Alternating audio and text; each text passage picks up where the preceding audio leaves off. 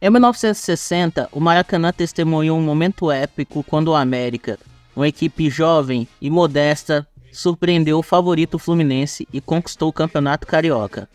Sob a liderança do jovem treinador Jorge Vieira, o América superou adversidades e consolidou seu título, encerrando o jejum de taças que vinha desde 1935. Essa conquista também marcou o primeiro título do recém-criado estado da Guanabara. A temporada começou com crises políticas e técnicas, mas com a entrada de Jorge Vieira e Álvaro Valdir Pereira da Mota como presidente, o América encontrou estabilidade e alcançou a glória no futebol carioca. Valdir Mota também tinha papéis na Federação Metropolitana de Basquete e no departamento social do clube, aceitou a presidência do América com a condição de unir todos os torcedores e dirigentes e buscar a paz política que o clube precisava.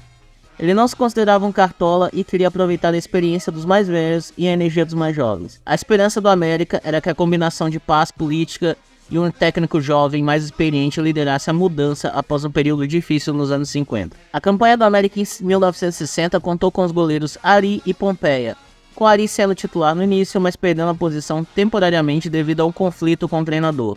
No entanto, ele recuperou a posição mais tarde. Pompeia era conhecido por sua agilidade e impulsão. Ele era apelidado de Constellation pelo narrador Valdir Amaral. Pompeia até foi convocado para a seleção em 56, mas não jogou. A defesa do América em 60 era sólida, contando com os laterais formados no próprio clube, Jorge pela direita, que era conhecido por sua marcação vigorosa e chute poderoso, enquanto Ivan pela esquerda era um marcador corajoso e técnico. Djalma Dias, um zagueiro elegante e promissor, reforçava a linha defensiva com sua técnica e bom jogo aéreo.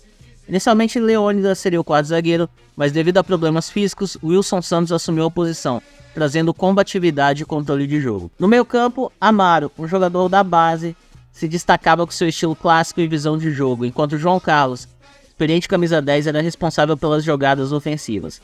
Nas pontas, Calazans e Nilo, ambos habilidosos e bons cobradores de falta, contribuíam tanto no ataque quanto na marcação. Antoninho, um jovem centroavante, era conhecido por seu jogo simples, porém eficaz, enquanto Quarentinha era um extrovertido centroavante com habilidades excepcionais, incluindo forte chute com ambos os pés, habilidade no drible e grande mobilidade.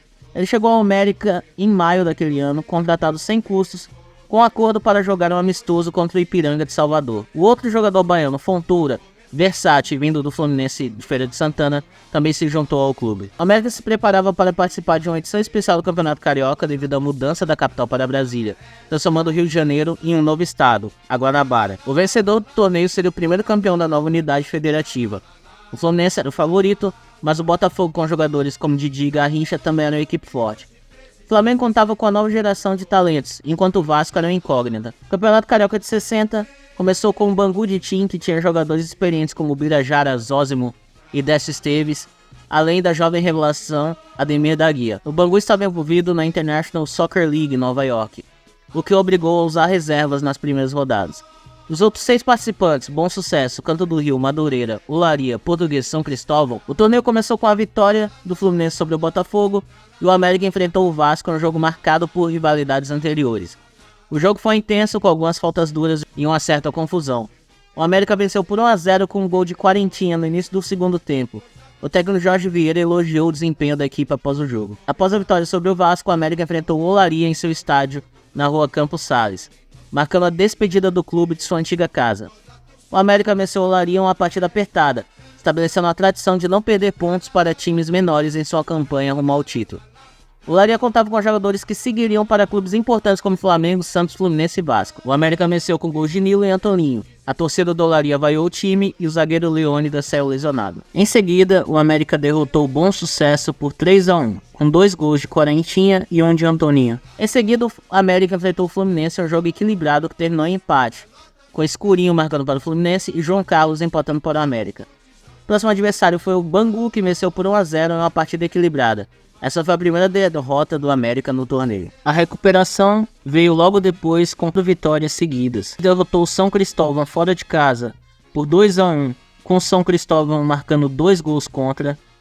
Logo após derrotou a Portuguesa com um gol de Quarentinha e outro de Antônio contra. E logo após isso, uma vitória fácil de 3-0 sobre o Canto do Rio, com gols de Antoninho, Nilo e Ivan de Freitas. E essas vitórias mantiveram o América na perseguição ao líder fluminense. No clássico contra o Botafogo, o América empatou em 2-2, mas poderia ter vencido se o árbitro tivesse marcado um pênalti cometido por Zé Maria em Nilo.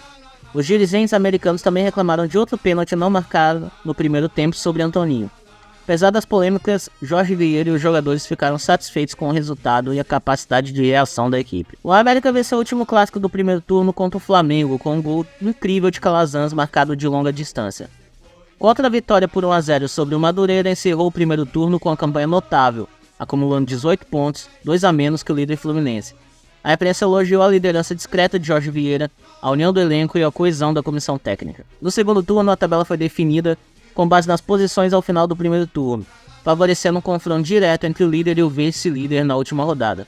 O América venceu a Portuguesa por 2-0, repetindo o placar anterior com gols de João Carlos e Antoninho.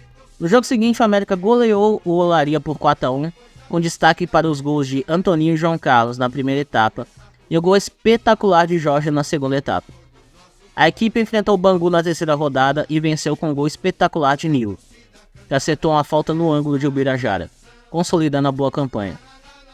O América então manteve a liderança do campeonato após vencer o São Cristóvão por 2-0, enquanto o Fluminense disputava o título palmo a palmo com um time americano. No entanto, em novembro, a América não conseguiu vencer seus clássicos contra Flamengo e Vasco, ficando apenas com 2 empates. O Fluminense, por outro lado, teve vitórias convincentes sobre Canto do Rio e Madureira, ampliando sua liderança para 3 pontos.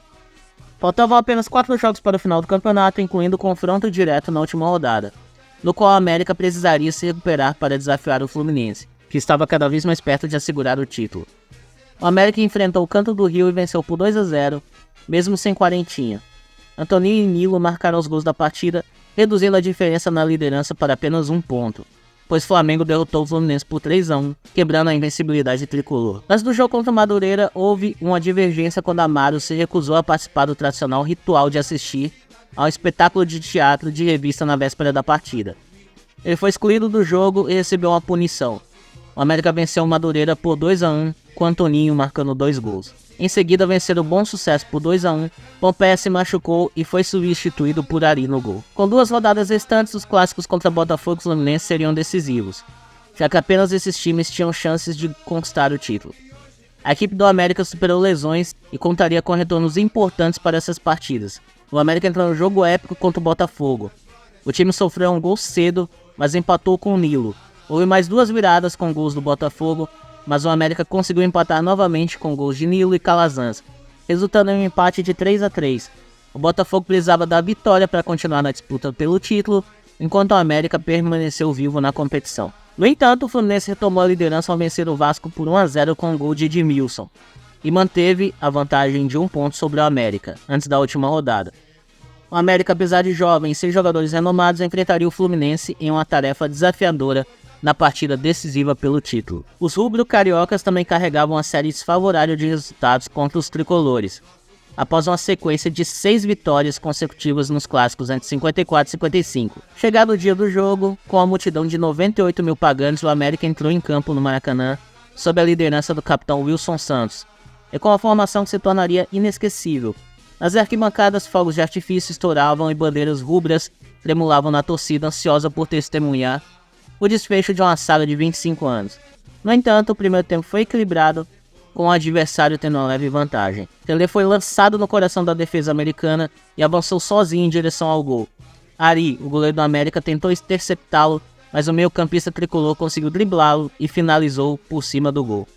Entretanto, no trajeto da bola, Wilson Santos, agindo como um segundo goleiro, lançou-se para defender o gol com as mãos. Resultado, pênalti.